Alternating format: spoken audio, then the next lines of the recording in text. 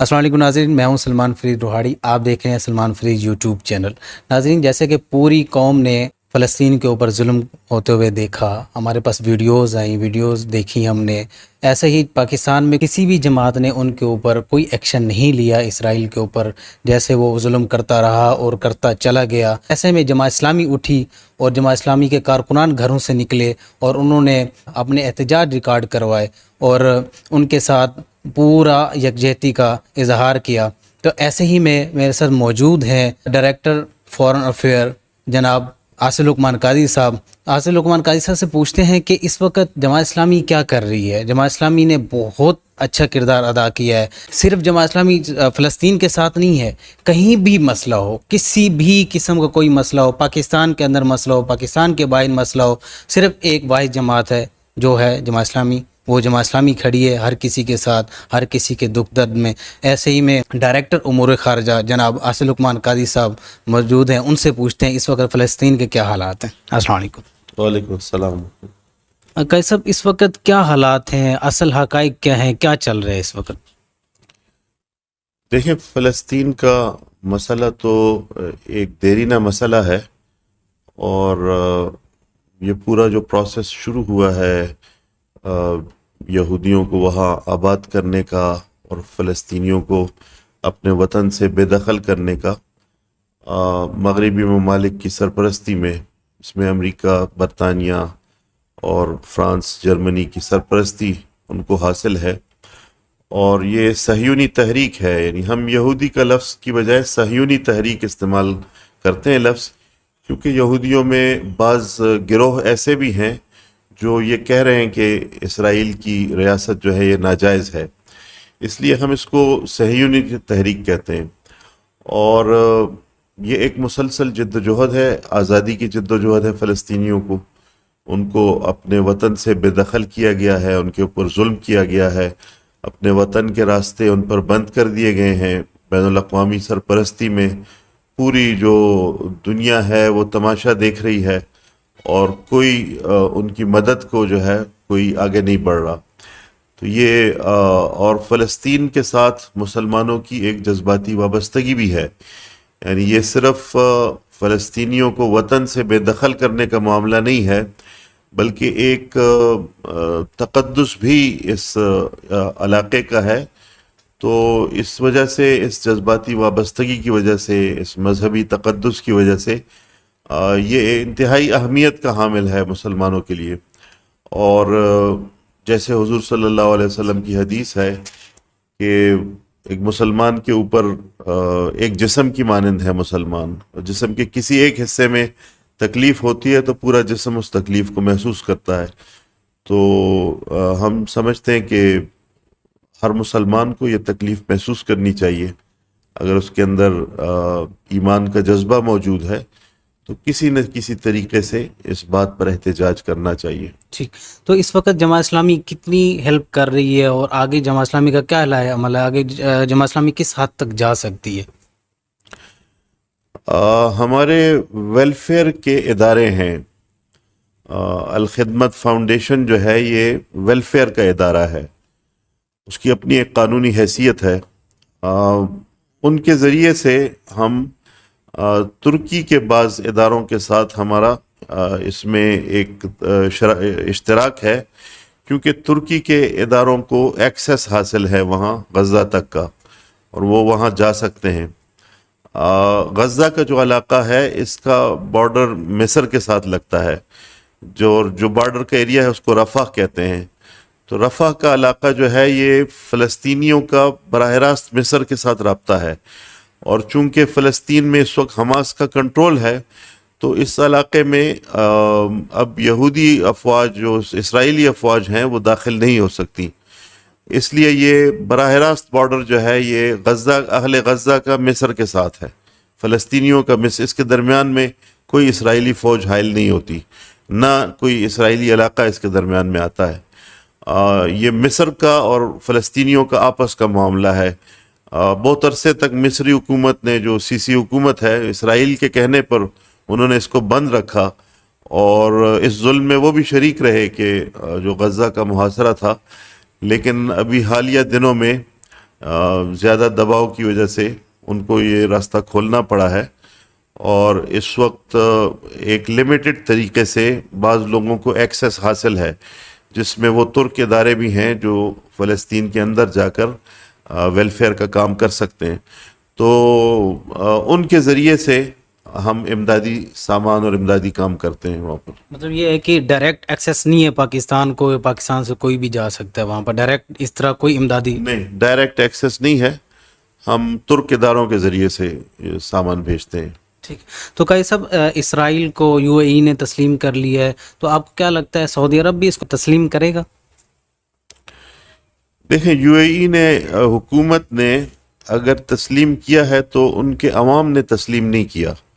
ان کے عوام کے جذبات فلسطینیوں کے ساتھ ہیں، چونکہ وہاں پر اظہار رائے کی آزادیاں اس طرح سے نہیں ہیں کہ لوگ اپنی رائے کا اظہار کر سکیں، احتجاج کر سکیں، تو اس کا اظہار اس طریقے سے نہیں ہوتا جیسے جمہوری ملکوں میں ہو سکتا ہے، لیکن عوام اس پر خوش نہیں ہیں۔ اسی طرح سے سعودی عرب کے جو عوام ہیں وہ نہیں چاہتے کہ کیونکہ یہ تو اس جرم میں شریک ہونے کے برابر ہے، جو جرم اسرائیل کر رہا ہے، اگر کوئی مسلمان ملک اس کو تسلیم کرتا ہے اور ان کو ایک قانونی جواز فراہم کرتا ہے تو وہ اس جرم میں برابر کے شریک ہیں، اور ہم نے دیکھا ہے کہ جو بھی اس طرح کے بہانے بنائے جاتے ہیں کہ اس کے ذریعے سے جو ہے وہ اسرائیل پر دباؤ کا راستہ بنے گا، ابھی تک کوئی دباؤ کا راستہ بنا نہیں ہے۔ جتنی بھی رعایت دی گئی ہے اسرائیل کو، وہ مزید جو ہے فلسطینی علاقوں پر قبضے بھی کرتے ہیں۔ دن رات ہم دیکھتے ہیں کہ ایک نسلی امتیاز بڑھتا جا رہا ہے، یعنی ایک ریاست کی جانب سے یہ ایک یونیک مثال ہے پوری دنیا میں، جس پر دنیا نے آنکھیں بند کی ہوئی ہیں کہ مسلح افواج کو طیاروں اور ٹینکوں کے ذریعے سے وہ بالکل مسمار کر کے رکھ دیتے ہیں فلسطینی آبادی کو، اور پوری دنیا تماشا دیکھتی ہے۔ اس کی مثال آپ کو کہیں بھی مہذب دنیا میں نہیں مل سکتی، اور یہ ایک باعث شرم ہے ان لوگوں کے لیے، ان حکومتوں کے لیے جو اپنے آپ کو مہذب دنیا کہتے ہیں۔ وہ کس منہ سے اپنے آپ کو مہذب دنیا کہہ سکتے ہیں جبکہ امریکہ کی امداد سے یہ سب کچھ ہو رہا ہے؟ یہ اگر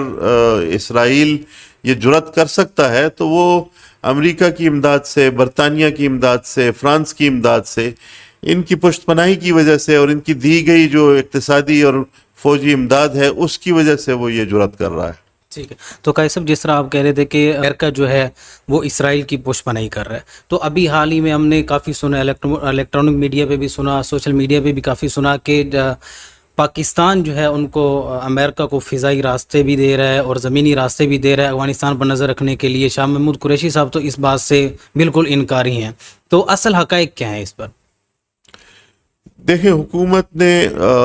انکار کیا ہے کہ ہم نہیں دے رہے، تو ہم ان کے بیان کو تسلیم کرتے ہیں کہ یہ اپنے عوام کے جذبات کا اور احساسات کا خیال رکھتے ہوئے اگر حکومت نے انکار کیا ہے امریکہ کو تو یہ ایک درست اقدام ہے، ہم اس کی حمایت کریں گے، اور ہماری خواہش ہے اور ہماری دعا ہے کہ پاکستانی حکومت کو اللہ یہ استقامت دے کہ وہ اپنے فیصلوں پر قائم رہ سکیں، اور جس طرح ماضی میں وہ دباؤ کے سامنے جھکتے رہے ہیں تو ہماری دعائیں ان کے ساتھ ہیں۔ اگر وہ اس طرح سے کریں گے پوری قوم اس اقدام کو ویلکم کرے گی۔ تو فار ایگزامپل اگر دے بھی دیتے ہیں تو دنیا کی واحد مسلم ایٹمی طاقت پاکستان ہے، تو اس کے اوپر اس کی ایٹمی طاقت پہ کوئی خطرہ لاحق نہیں ہوگا؟ نہیں، ایٹمی طاقت تو اپنی جگہ پر ایک ایشو ہے، لیکن ایک آزاد اور خود مختار ملک کے طور پر اور اپنے ایک برادر مسلمان ملک کے خلاف ہم یہ کیسے کر سکتے ہیں کہ اپنی سرزمین کو پیش کر دیں کہ یہاں سے آپ طیارے اڑائیں اور وہاں افغان عوام کے اوپر بمباری کریں؟ تو یہ کسی آزاد اور خود مختار ملک کو کیسے زیب دیتا ہے کہ وہ کسی 7 سمندر پار سے آئے ہوئے لوگوں کو